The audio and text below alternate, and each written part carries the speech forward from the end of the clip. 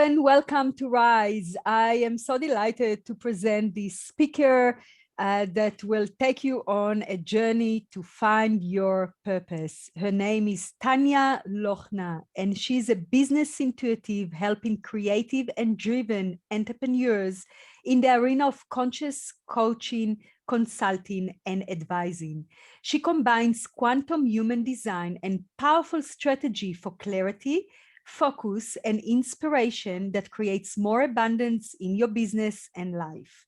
She's passionate about helping solopreneurs to unlock their highest potential and personal power that inspires and empowers the next generation. Welcome, welcome, Tanya. Thank you for having me. Yeah, I have been coached by you in the past, and I want to bring your wisdom and expertise when it comes to women finding their power, finding their purpose in a conscious way, and really bringing it into their work and life. And yeah, I am looking forward to dive into this topic. Me too. It's such a juicy topic to be covering. Right. Who doesn't want to be on purpose and have this success and fulfillment combined, right? Because it's really about that. When you have success but no fulfillment, sucks. When you have fulfillment but no success, sucks even more, right? Exactly. So tell me, what is your secret formula to really embark on that path? Interesting choice of words, because I actually don't believe that there's a formula for any of this stuff. I wish business and life would play by the rules, but it just doesn't want to. So, one of probably the biggest insights that I've had since becoming an entrepreneur, because it's been the biggest personal development journey for me, was the entrepreneurial piece. Even though before that I've always been interested in like what makes people tick and who we are, and like personal development's always been a theme for me. It's just when we come into our own businesses, it's just amplified. And so one of the most important things was actually learning about myself. I have realized that we get conditioned since young little girls to be in a certain way, to fit in, especially if we're intuitive and we pick up the energy around us and we don't really know how to interpret that.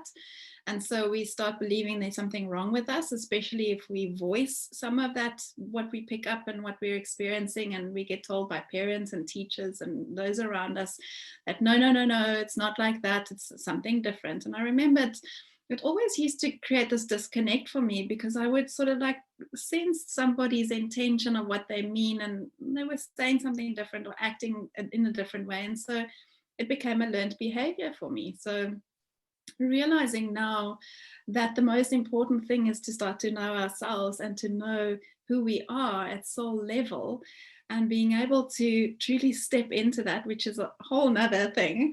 Once we become aware of who we are, to then decondition ourselves. And once we can do that and just know we've got this infinite potential and incredible power to create amazing lives.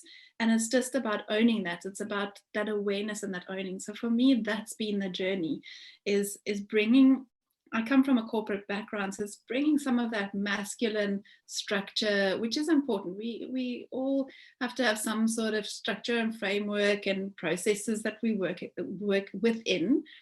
And then we also have this incredible feminine, incredibly powerful piece. So it's not about the one being better than the other. It's creating that beautiful blend in the middle where it overlaps. Sometimes we'll be a little bit more masculine, sometimes we'll be a little bit more feminine. And it's being able to move between these energies.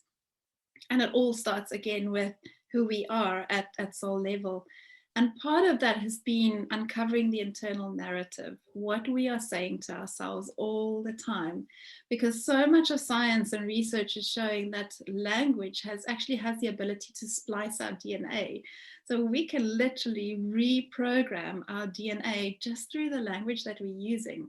And if we look at, again, how we've been conditioned, about you have to do things this way and you should do that and you must do that and you've got to do that, and we create all of this pressure and a fixed way of being, which has really limited us and created this belief that we don't have the power, we don't have a choice, we just have to do what we have to do.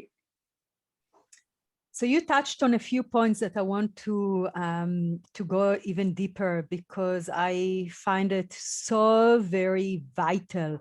And one of them is that feminine masculine balance, which I write on it in my book. I strongly believe that as souls, we androgynous, we've got both.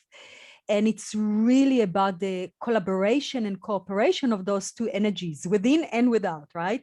But all starts from within. And in my own journey, for many years, I was really immersed in the feminine, but I completely discarded my masculine. And so I had all these ideas and I was creative, but there was no structure, or there was no movement forward that makes sense.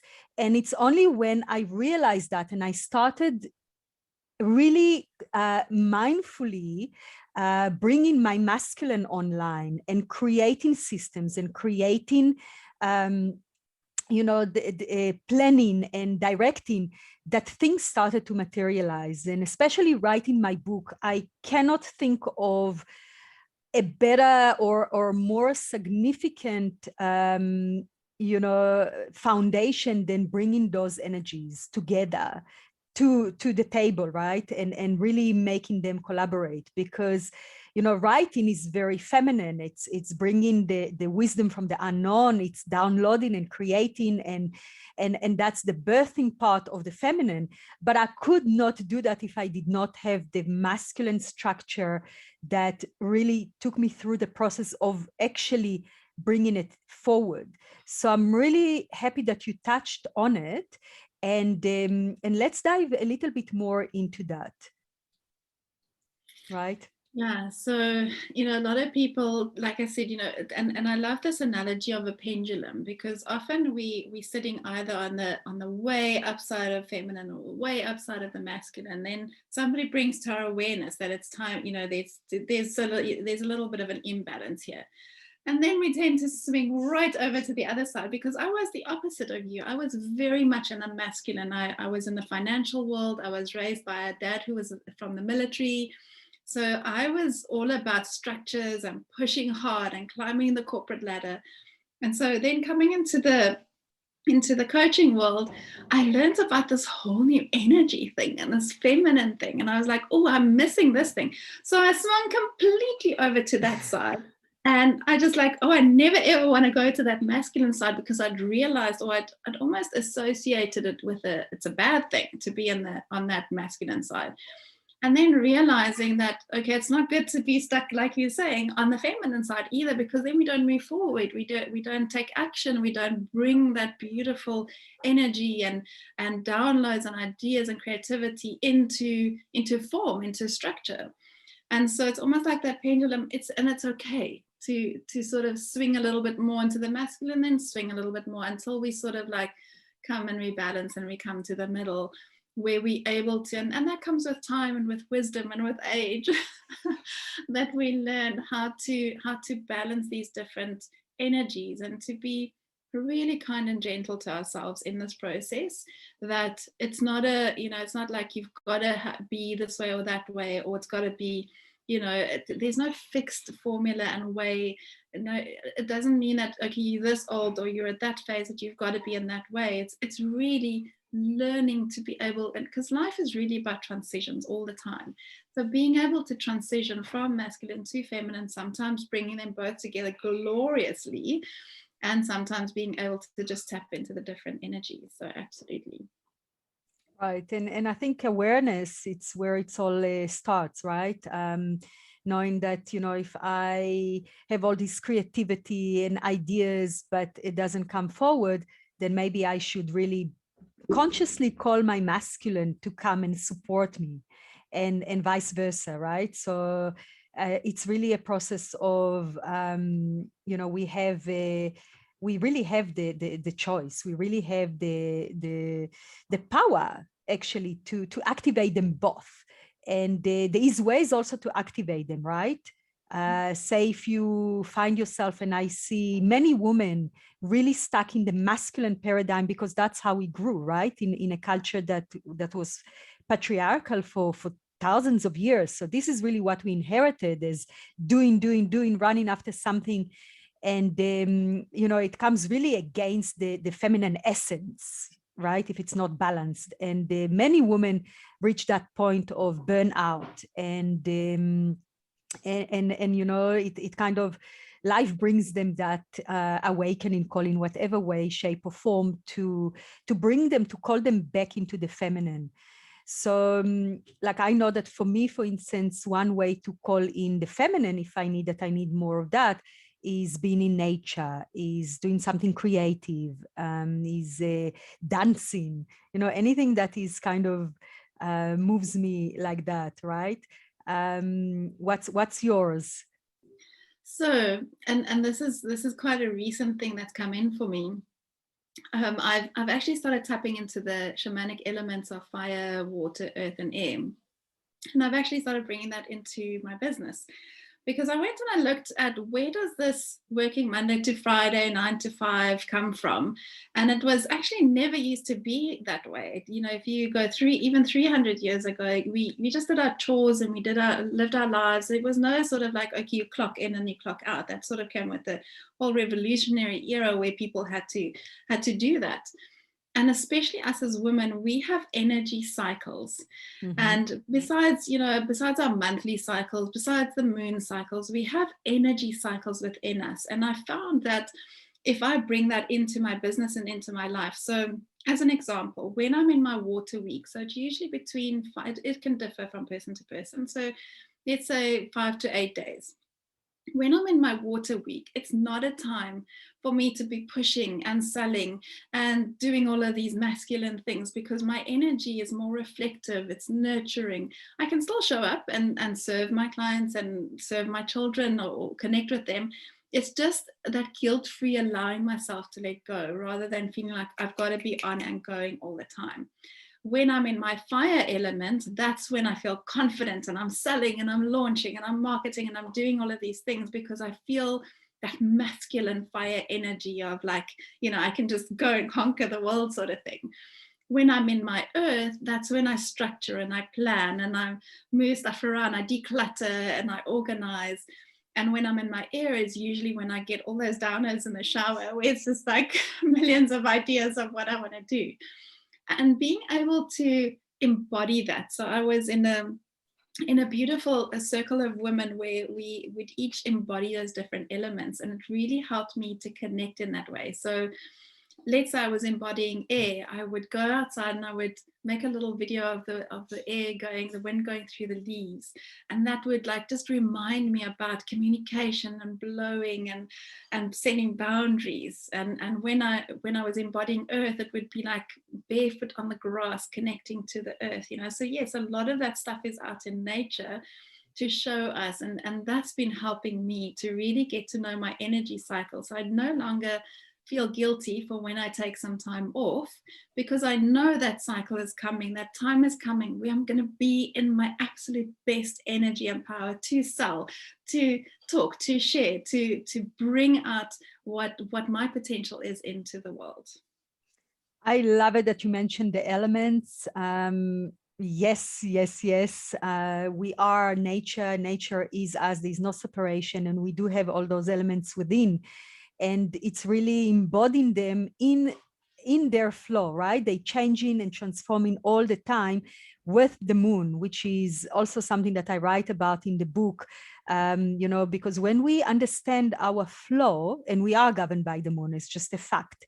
When we understand, then we can leverage that to our own benefit, right? We can flow rather than try swim upstream and against the current.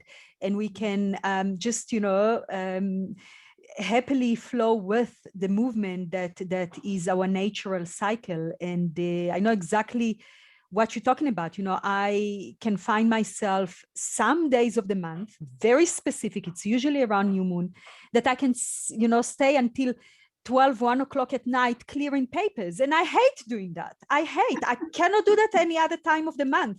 So when I have that urge, that flow, I just go with it, even if it's until that late, because I know it's not going to come again any other time. Exactly. When we can actually harness that energy, and we can be more intentional with it, like rather than like now I feel like I have to do paperwork, but I don't really feel like it, and I'm going to push through, because that's how we've been taught. Well, you just have to do it. Where we can say, hey, I know that time's coming, so I'm going to leave it for then, because then it's going to be quick and easy and inspired, rather than like, you know, it's like me writing a newsletter when I'm not in my air week. It's like, oh, like sitting there, like, what do I want to say? Like, takes me like an hour to write this thing. When I'm in my air, 15 minutes, 20 minutes, done, because it just flows out of me and it comes so naturally out of me. I don't have to force it. And so when we harness those energy cycles, it just, life becomes more in flow, like you were saying, rather than that upstream, like I have to do this now. Sure, we've sometimes got adult obligations that we have to do. We can't always just, you know, especially in a water week, that's been one of the most difficult ones for me to learn to go with that flow and allow myself the rest. Because I've noticed when I push myself through a water week, then the next week I'm going to pay the price for it, because my body didn't get the rest and the nourishment and the nurturing that it was asking for in that time. So the biggest thing for us, I feel, especially in a very masculine world, is to be able to switch off, to learn what it is to relax, to just go within, to be. And I myself am guilty of this. I don't always know what to do to switch off, you know, especially it's winter now, so it's not always as nice to go outside. So what do I do? How do I switch off? How do I just let go? And finding those practices and things that help us to switch off mentally and just go within and be more connected to our bodies. Because I feel like in the Western world, we've cut ourselves off here at the neck. Everything is about the mental and the rational and the logical, and we've got this whole being intelligence underneath that we're discarding. And it's being learning to, and I know you do a lot of breath work and that kind of thing, just reconnecting back into the body, into this incredible wisdom and intelligence that we have within us. Right. Yeah, that's absolutely spot on. And I just want to mention here that in my book, I have a resource to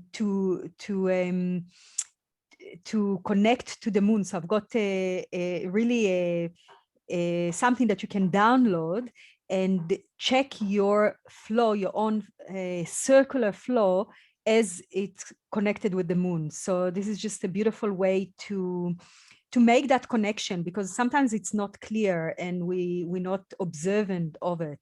And once we are, and once we know how our energy is doing with the moon, it's, as we spoke about, easier to navigate life. It's just easier. It becomes effortless. Exactly. And what's interesting, you know, a lot of the stuff is actually quite scientific. It's not just us saying like it's woo-woo, like it's all energy and stuff. You know, it really is scientific. Like if you look at how the moon affects the tides of the ocean, and our bodies are more than 70% water.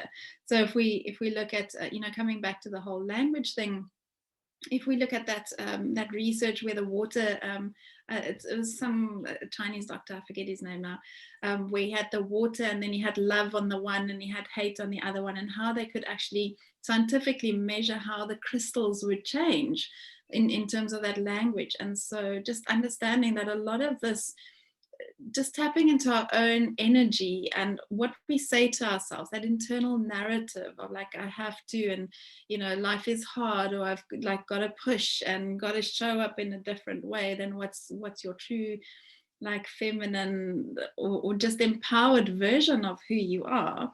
It really can make a huge difference when we step into that and we start being aware of what we're saying to ourselves, how we are, and knowing that there's science behind this of how we can reprogram ourselves without that pushing and like going through years of therapy and all of these quick fixes that people are looking for in today's day and age. Right. Yeah, you mentioned the work of Dr. Emoto, which is really, mind-blowing. I mean, if you haven't read the book or watched any of his videos, please go and watch it, because it's once you understand the structure of water and how our emotions and our thoughts and our our mind can influence that structure. And as you said, we are 70, maybe even more % water, then we really have here so much power, right? And yeah, even blessing your water before you drink it, that's another way to really make such a huge transformation in your inner being, right? Exactly. Yeah, so yeah, that's really beautiful. And I want to dive into really harnessing that inner power when it comes to our work life. What is your what is your take on it? So business to me comes down to two main things. I mean, we've got our business strategy and all of these other things, and knowing yourself, which is, I've got a 3-step framework. So it's knowing yourself, the business strategy, and your energy. And when it comes to business, these two elements for me is really the make or break around it. And the one is decision making, and the other one is resilience. Decision making for me is highly, or it's so connected to our intuition. We actually cannot split the two.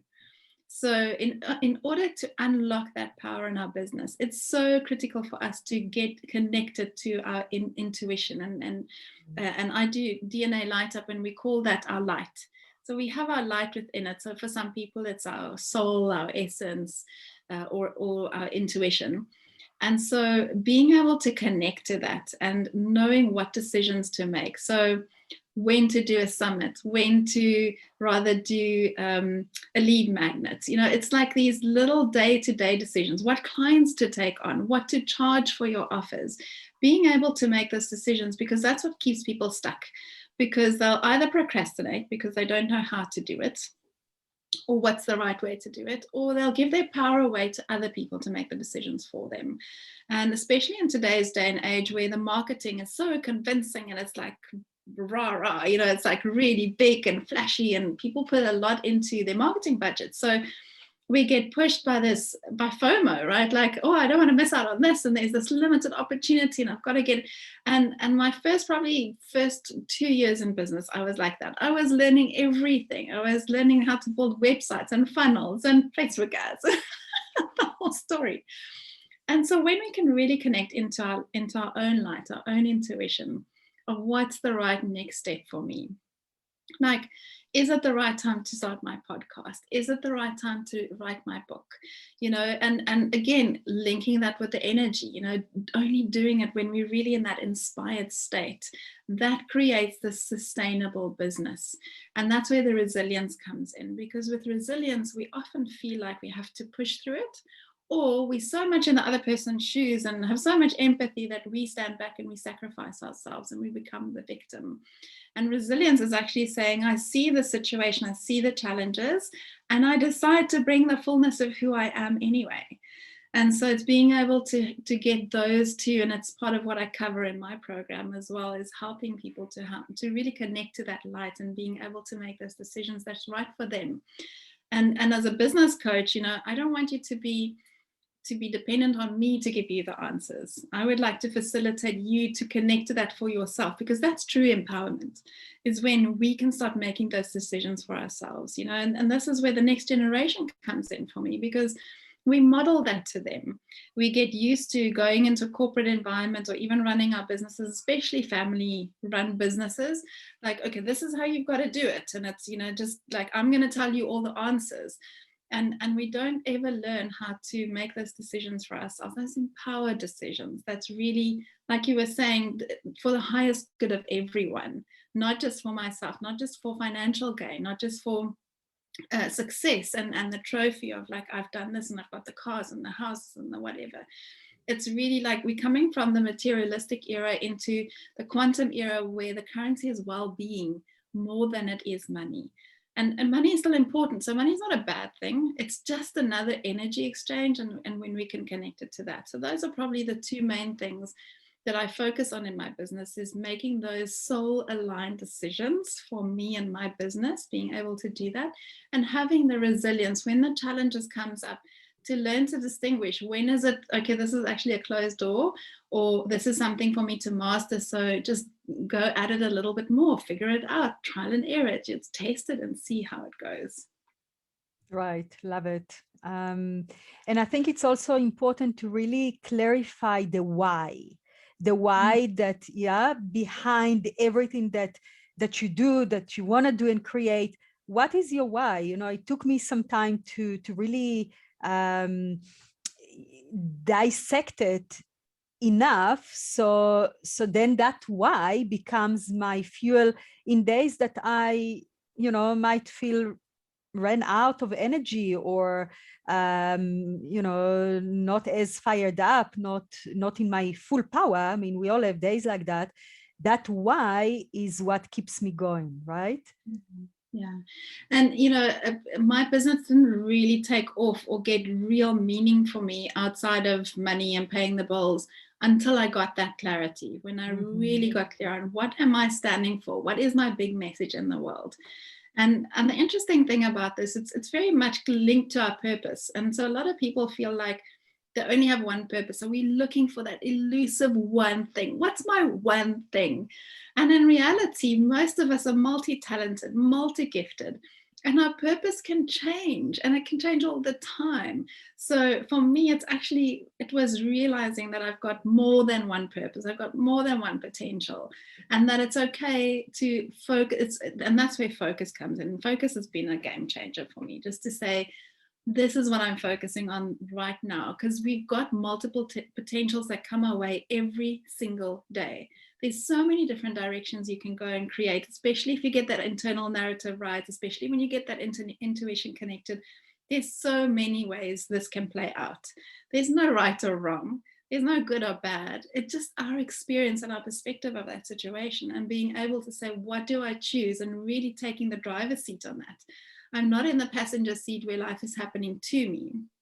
I am able to make an empowered choice and say, this is how I would like it to play out. And then comes that beautiful co-creation from the universe, where you can do your part and the universe will do its part to support you in creating this magic in between. Love it. I love it. And it's about not so much finding your purpose, but rather creating your purpose, right? Because as you said, we are multi-passionate, we are multi-talented, and oftentimes our talents are so obvious to us that we actually dismiss them. We don't see them as talents because they're so naturally, they're second nature. We don't put any effort to do that, and then therefore we don't appreciate it as maybe other people will. And many times we can do so many things, and it's really about our own choice of how we want to create and what we feel most passionate, most excited, and most aligned with. And it also can change, right? We have different seasons, different stages of life, and what feels aligned and suitable when you're in your 20s will be very different in your 30s, 40s, and 50s, right? You're in a different stage, in a different season. Yeah. That's why I love the idea of multiple potentials, and not just like one potential, one purpose. We really can, and that's where that internal narrative comes in again, because it's like, oh, I'm supposed to do this, and I have to do that. You know, it's like taking off that shell of what other people have put on you, and actually saying, well, what do I choose? Not just what do I want, what do I actually choose to create in this world, and start. And that's when I feel like giving it a little bit of time for the momentum to build up, and that's when we really come into our full power and our potential, is realizing that there's no one way, there's just multiple ways in which this can happen. Right, it's many ways to climb the mountain, and it depends which way you choose to go, and it's okay, there's no right or wrong, as you said, right? And sometimes you need to pivot, and that's also fine, you know. It's you're doing one thing, and the universe kind of place challenges, or even not, even you just don't feel that same calling, that same fire, right? And you decide, okay, well, I might make money, but I'm not going to feel fulfilled. Therefore, you know, if it's not fulfillment plus success, not only the success, not only the fulfillment, then time to pivot, time to change, time to reinvent yourself, right? Yeah, and it comes back to like believing that it has to be hard and we have to work hard for it.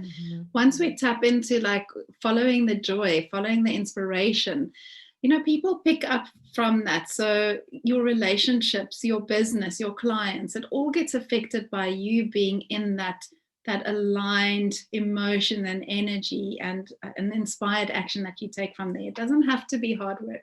Yes, we sometimes, like you say, you work till 1 o'clock sorting out papers, and it's because you feel inspired to do that.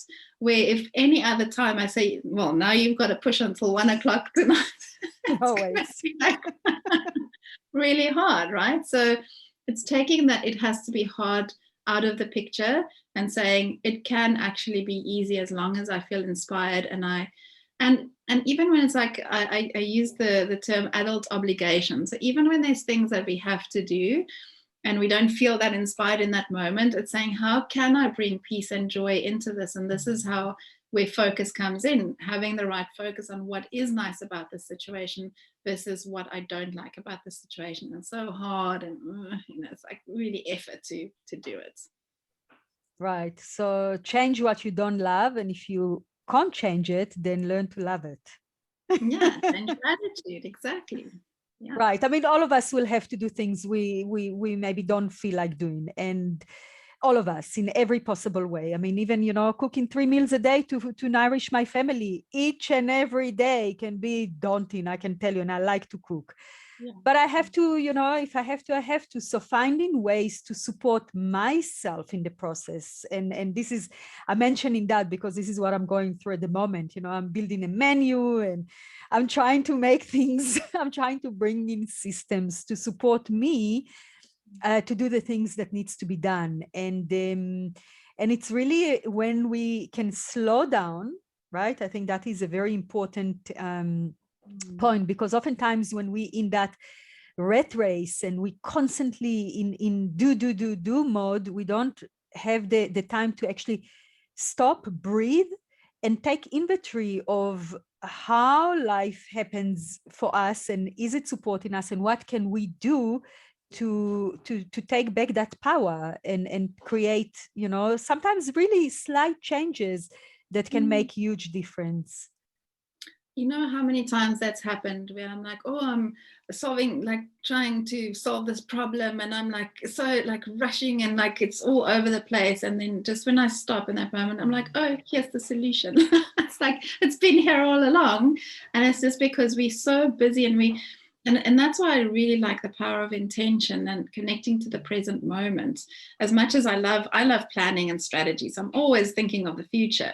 And it's so powerful to also just stop and be in that moment and say, what's my language? What's my narrative around this? So, because like you said, I can either really hate the fact that I have to cook 3 times a day, or I can say, well, I actually get to cook and I get to nourish my family 3 times a day. So it's all about our focus and connecting and slowing down and breathing into that moment and giving ourselves a little bit of air and just to because breathing, as I mean, you're probably much more knowledgeable on the subject, it just puts the whole nervous system, the whole body in a different state when we just allow ourselves to take in that breath of life rather than rushing, because life is busy, especially with children, running your own business, having a marriage or a relationship, all of these other things that goes on. You know, life can get very, very rushed. Right. And it's really when we create that distance that, you know, we move away from the busyness of life, and, you know, we take ourselves into nature for a hike or a swim, or, you know, just immersion in nature. Then we can, first of all, we charge ourselves, which is essential, right? Because if we are not, you know, healthy and vital, nothing else will be happening, right? So it's really bringing it back to first and foremost self-nurturing, but also creating that distance. And, you know, for me, I found since I did my first Vipassana back in, I don't know, 20 years ago, I then couldn't for a while because I had little children, but as soon as I could, they've been big enough and I could leave them for a few days. I have been doing regularly, twice a year, silent retreats. And it's been my soul regeneration, realignment, recalibration of knots, you know, just to be in my quiet space without getting my energy out, you know, because when we speak and we do, and you know, the energy constantly going out, and just